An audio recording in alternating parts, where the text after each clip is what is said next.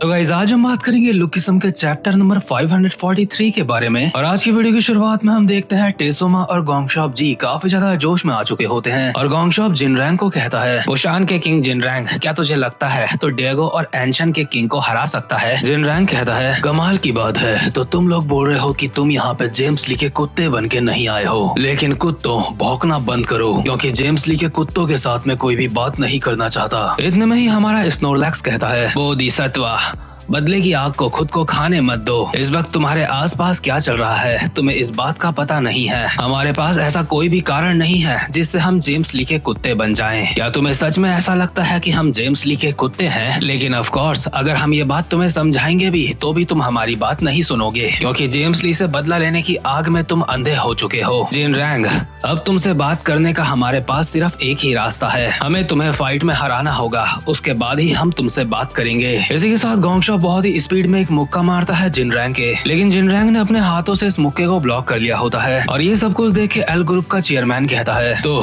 Finally ये start हो चुका है, जिनरैंग की फाइट शुरू हो चुकी है। बुशान का मियर कहता है, ये सब देख के मुझे पुराने दिन याद आ रहे हैं, लगता है अब जिनरैंग की फाइट मैं दोबारा से देख पाऊंगा। इसके बाद बुशान का शिप टाइकून कहता है, सबके सब ये ध्यान से देखो, वो बंदा जो वहाँ पे लड़ रहा है वो वही जिनरैंग है जिसके बारे में मैं तुम्हें बताया करता था। उसी बंदे को लोग कहते हैं द वुल्फ जिनरैंग। दूसरी तरफ गोंगशॉप लगातार जिनरैंग के पंचेस मारे जा रहा होता है, लेकिन जिनरैंग उसके पंचेस को आराम से डॉज कर रहा होता है। ये देख के गोंगशॉप अपने मन में कहता है, ये बंदा सच में काफी ज्यादा कमाल का है, मुझे कोई भी मौका नहीं मिल पा रहा है इसका डिफेंस तोड़ने का। पर इतने में ही जिनरैंग गोंगशॉप के खतरनाक सा पंच मारता है, लेकिन गोंगशॉप भी उस पंच को अपने दोनों हाथों से ब्लॉक कर लेता है। और टेसोमा जिनरैंग के पीछे से उछल के आता है उसको मारने के लिए और कहता है, मुझे इस चीज से नफरत है, तुम दोनों अकेले अकेले फाइट कर रहे हो, हरामी मॉन्क, पीछे हट जा, ये मेरी फाइट है। मतलब गोंगशॉप और टेशो भी बच्चों की तरह लड़ रहे हैं जैसे कुछ देर पहले वास्को लोग लड़ रहे थे आपस में। मतलब जैसे छोटे बच्चे होते हैं ना कि नहीं मेरा है, मैं खाऊंगा, मैं लूंगा। इतने बड़े बड़े किंग हो चुके हैं ये लोग, लेकिन अब तक इनकी ये आदत गई नहीं है और ये इस चीज की निशानी है कि इन दोनों का बहुत गंदा कुत्ता बनने वाला है। तो खैर टेशो एक बहुत ही खतरनाक तरीके से मुक्का मारता है जिनरैंग के। ये मुक्का पड़ने के बाद जो यहाँ पे हुआ होता है वो चीज देख के डैनियल लोग हैरान हो चुके होते हैं। लेकिन इसके बाद हम देखते हैं एक पुराना सीन जहाँ पे बिग डैनियल जेम्स ली के पास होता है और उससे जिनरैंग के बारे में पूछ रहा होता है। जेम्स ली डैनियल को कहता है, तो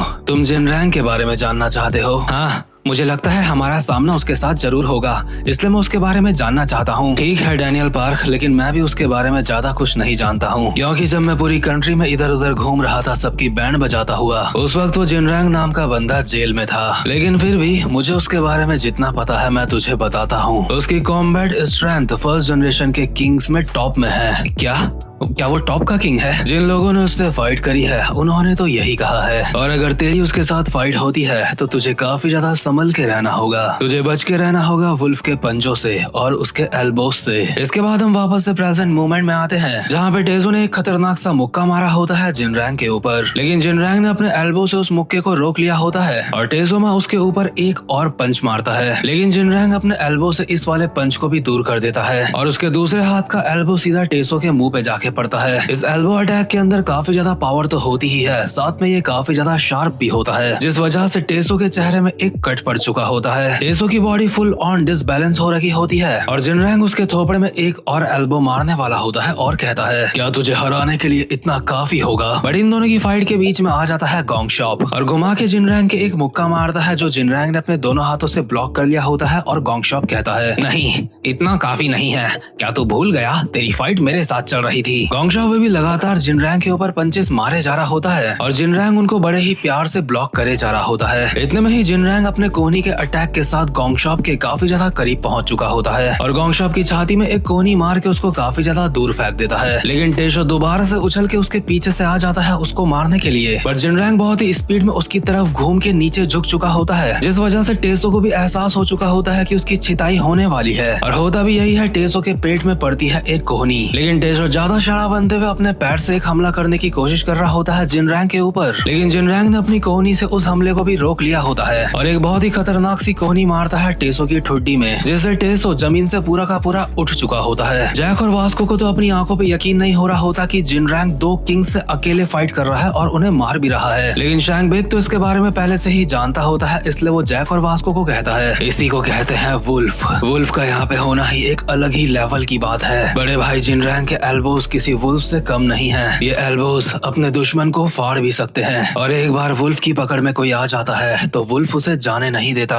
और यही मतलब होता है फर्स्ट जनरेशन के टॉप के किंग का। दूसरी तरफ जिनरैंग ने गोंगशॉप और टेजो की बहुत ही बुरी तरीके से वाट लगा दी होती है। ये दोनों बेचारे अपने स्टूडेंट्स के सामने इस तरीके से मार खा रहे हैं कि मुझे इनको देख के दया आने लगी है। वहीं एल ग्रुप का चेयरमैन फाइट के पूरे मजे ले रहा होता है, उसे जिनरैंग की फाइट देखने में मजा आ रहा होता है। साथ ही में मेयर और शिप टाइकून भी काफी ज्यादा खुश लग रहे होते हैं क्योंकि वो काफी समय बाद जिनरैंग की इस तरीके की फाइट देख रहे होते हैं। इन लोगों की नजर में बुशान की शान जिनरैंग भाईजान है। दोनों किंग्स का कुत्ता बनाने के बाद जिनरैंग कहता है, डैगो और एंशन के किंग, अब बताओ क्या तुम्हें पूरा यकीन है तुम मुझे हरा सकते हो? ये दोनों की हालत अभी पूरी तरीके से कटी फटी हो चुकी होती है और टेजो ऐसी हालत में जिनरैंग को कहता है, तू पहले से काफी ज्यादा ताकतवर हो चुका है, लगता है तूने जेल में बस ऐसे ही टाइम पास नहीं करा है। लगता है जेम्स ली से बदला लेने की आग की वजह से अब तो ऐसा हो चुका है। वो सब छोड़ो, ये बताओ तुम लोग क्या करने वाले हो? हम यहाँ पे और क्या करेंगे, हम तुम्हें दिखाएंगे कि हम भी किसी से कम नहीं हैं। बट इसी के साथ जिनरैंग एक बहुत ही स्पीड में एक और अटैक करता है गोंगशॉप के ऊपर और कहता है, तुझे बड़ी बड़ी बातें करना काफी अच्छे से आता है। क्योंकि गोंगशॉप के एक और फटका पड़ने वाला होता है इसलिए जैक थोड़ा सा चिंता में आ चुका होता है। बट इतने में ही गोंगशॉप अपनी फुट मूवमेंट्स के साथ घुमा के एक खतरनाक सा मुक्का मारता है जिनरैंग के मुंह पे और कहता है, अब हम भी तेरे साथ अच्छी तरीके से फाइट करेंगे,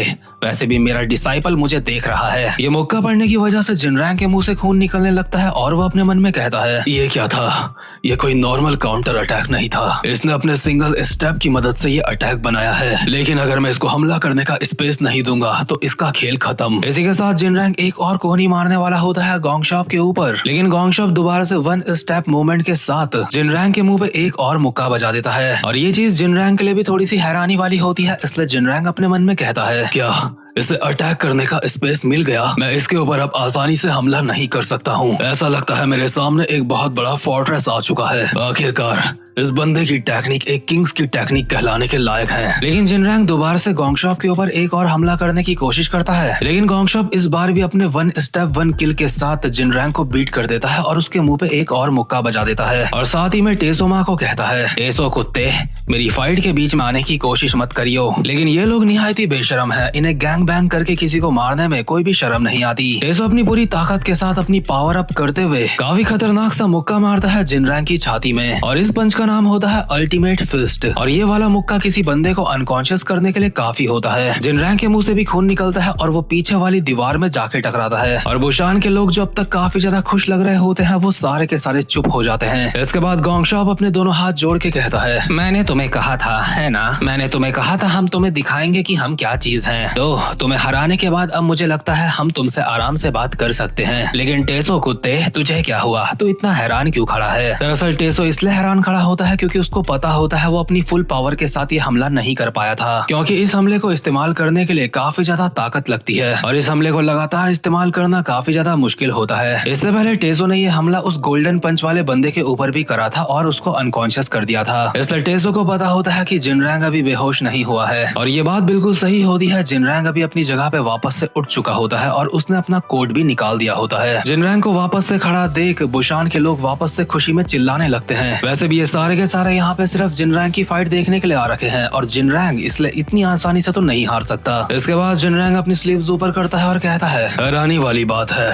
लगता है सिर्फ मैं ही ताकतवर नहीं हुआ हूँ। मैं ये बात मानता हूँ तुम लोग भी पहले से काफी ज्यादा बेहतर हो चुके हो, इसलिए मैं भी तुम्हें अब सम्मान दिखाऊंगा और सही तरीके से तुमसे फाइट करूंगा। आ जाओ, अब मैं लड़ने के लिए अच्छी तरीके से तैयार हूँ। जिनरैंग फाइट करने के लिए अभी जिस स्टांस में आया होता है, डैनियल को वो देख के कुछ समझ नहीं आता, लेकिन वो इतना समझ चुका होता है कि जिनरैंग के इस स्टांस को देख के यहाँ पे जितने भी लोग हैं सारे के सारे काफी ज्यादा हैरान हो चुके हैं। जैक और विंजिन आपस में कहते हैं, आखिर ये सब कुछ क्या चल रहा है? मैं ये पहली बार देख रहा हूँ। क्या तो उसके फाइटिंग स्टांस की बात कर रहा है? नहीं, मैं उस मॉन्ग को पहली बार इतना हैरान देख रहा हूँ। आखिर उस जिनरैंग के स्टांस में ऐसी भी क्या खास बात है जो सारे के सारे लोग वो देख के हैरान हो चुके हैं। और ऑब्वियसली यहाँ पे जो 3 बड़े लोग आए होते हैं वो भी हैरान हो चुके होते हैं ये सब देख के। इसके बाद हम देखते हैं एक पुराना सीन जिस वक्त एल ग्रुप के चेयरमैन की किसी ने मदद करी थी। जो बंदा इनकी मदद कर रहा होता है एल ग्रुप का चेयरमैन उसको कहता है, आखिर तुम कौन हो और हमारी मदद क्यों कर रहे हो? जो बंदा इनके सामने खड़ा होता है अपने ग्लव्स टाइट करके कहता है, ज्यादा चिंता मत करो, मुझे बस इस एरा के काम करने का तरीका पसंद नहीं नहीं है। लोगों को किसी बहुत बड़े रीजन की जरूरत नहीं होनी चाहिए किसी की मदद करने के लिए। अगर लोग सिर्फ बड़े रीजंस की वजह से किसी की मदद करते हैं तो ये बिल्कुल भी कूल बात नहीं है। और उस टाइम पे हम देखते हैं ये बंदा और कोई नहीं बल्कि लेजेंडरी गैप्रियोंग किम होते हैं। और गैप्रियोंग किम का फाइटिंग स्टांस बिल्कुल वही होता है जो इस समय जिनरैंग का है। और जिनरैंग के गैप्रियोंग किम के फाइटिंग स्टांस को देख के ही सारे के सारे लोग यहाँ पे काफी ज्यादा हैरान होते हैं। और इसी वजह से गोंगशॉप की भी फटी पड़ी होती है और वो अपने मन में कहता है, क्या